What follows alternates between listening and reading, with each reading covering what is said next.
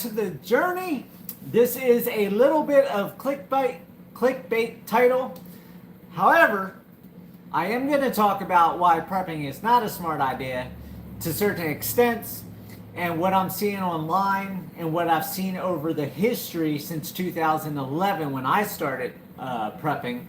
When I went into the craziness of the fear porn videos where I constantly watched all the videos.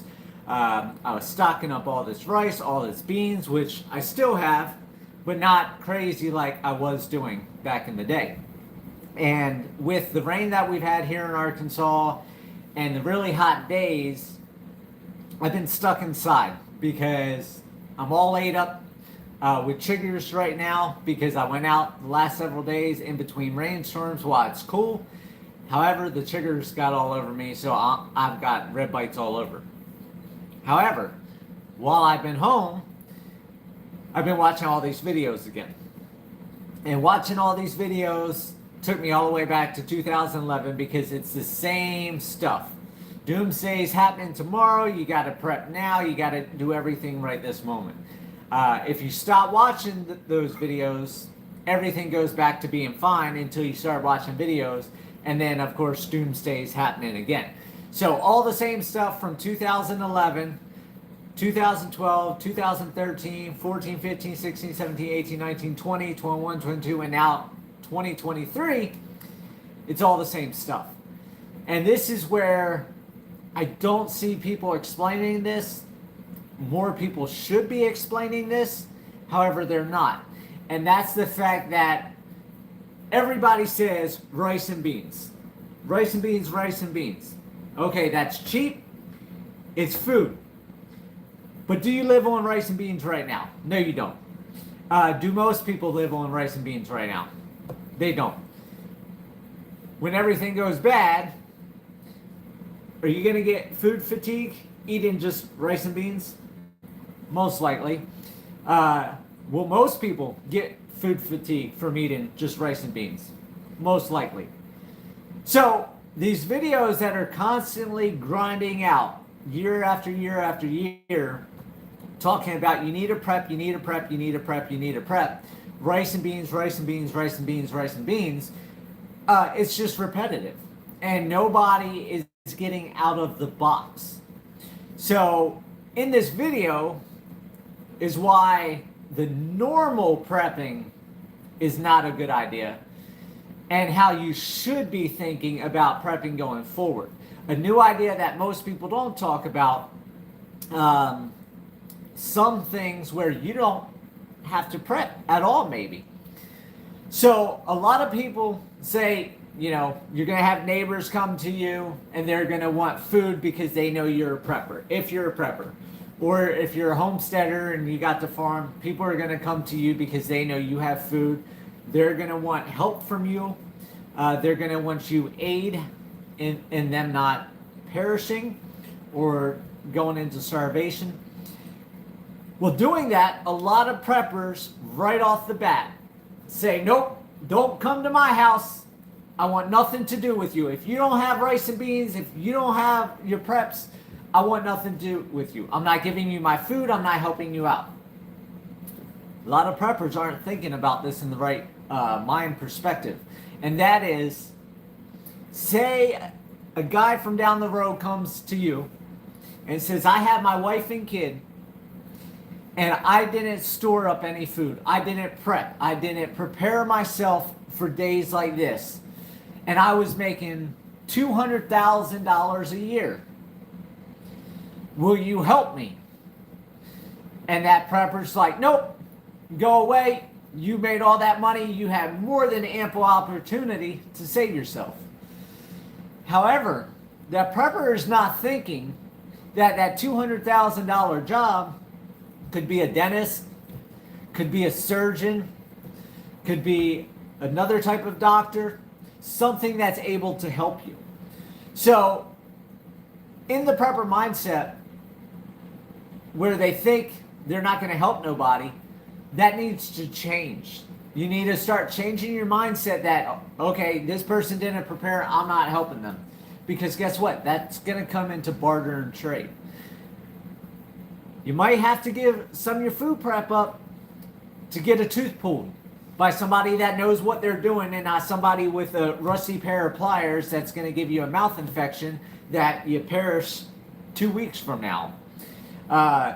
You might have to give some of your food preps up to a doctor that can set a broken bone because you're not in shape to be out roaming through the woods trying to hunt a deer or try to find fresh mushrooms or edible food sources that you need to go with your food preps, if not when your food preps run out and you take a stumble and you take a fall and you end up breaking a leg, breaking an arm, and don't know how to do that.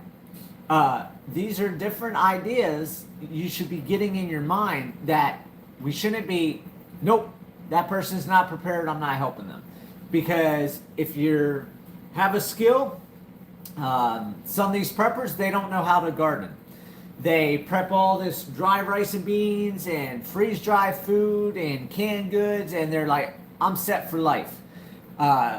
When in reality, in a couple years, when all that stuff goes through their stomach and out the back end, if mice and stuff didn't get to it, if mold didn't get in it, if it didn't spoil in the meantime, if somehow the packaging didn't get damaged and it got water damage, if their house or buildings don't burn up and it's gone, then they only had those couple years and then they've got to come up with food.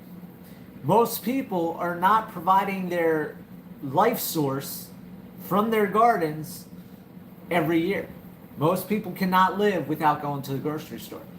So are you going to be willing to give up some of your food preps for somebody that knows how to garden and they can produce food within 45 to 60 days, let alone somebody that can teach you these things? Something to consider, something to think about. The other big thing about prepping that is not a good idea is the same list. If you look at all the channels, if you look at all the videos, it's the same list of ingredients. It's the same list of food. For barter and trade, it's the same items. Go to Walmart today. Go to Walmart tomorrow. How many different items are in Walmart? How many different items are in Acme or Aldi's or Kroger or City Market, wherever you shop? How many different items are there? But these lists that every video has is the same items. Rice and beans. Consider going out of that box and think about how valuable barter and trade, prepper situation that a certain item could bring you when everybody's eating rice and beans.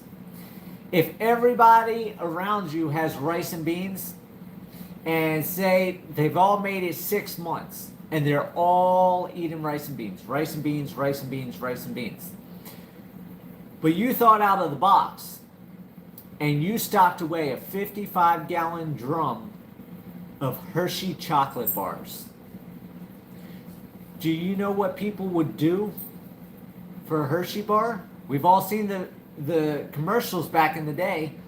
What would you do for a Klondike bar? What would you do for a Hershey bar when you're stuck with rice and beans?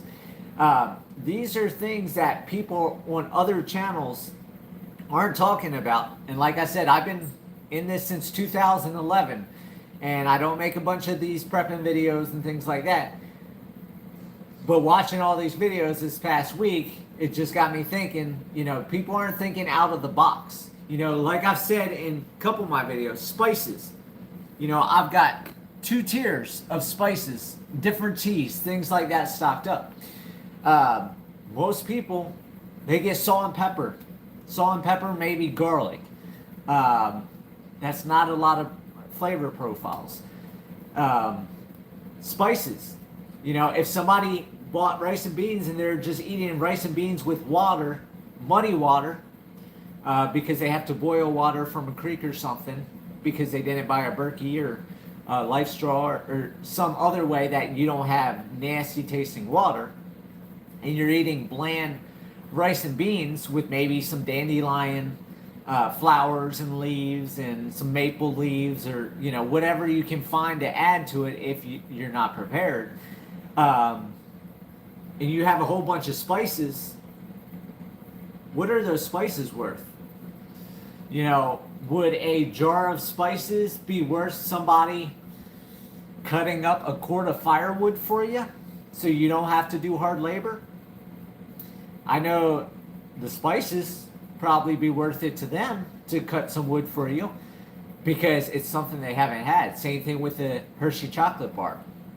So if you're going to get into prepping, which I do highly recommend you do some sort of prepping, whether it's 55-gallon drums or just 6 months to a year's worth of food that you're able to cook and eat in case something happens.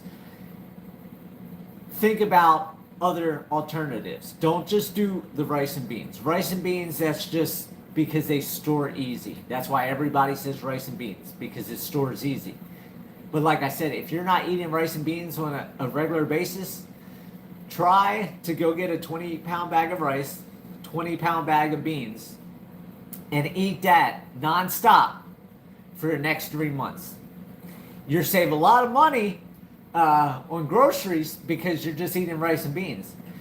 But try that out for 3 months and tell me that you want to do something extraordinary for some spices, that you want to do something extraordinary for some canned peaches, for a chocolate bar, for some canned meat. A lot of people don't talk about that, jerky and meats and all that type of stuff. These are the things you should be thinking about if you're going to get into prepping. If you're in prepping and you don't have these other ideas, you should consider it. The same laundry list of stuff for the barter items. Everybody says a toothbrush and toothpaste and little bottles of shampoo and stuff like that. What do people really need? That's all luxury items. Do you have a whole bunch of nail clippers? They come in handy for a lot more than just clipping nails. Do you have a bunch of little Swiss Army knives that have multiple functions? These are different things that are handy. Can openers. How many people are stocked up on canned goods and they lose a can opener, and it's a bit hard to open a can. So these are different ideas you might want to consider and think about instead of just your rice and beans. So with that, I hope everybody has a great day. And remember, as always, live happy, live free. That's the only way to be. I'll see you guys later.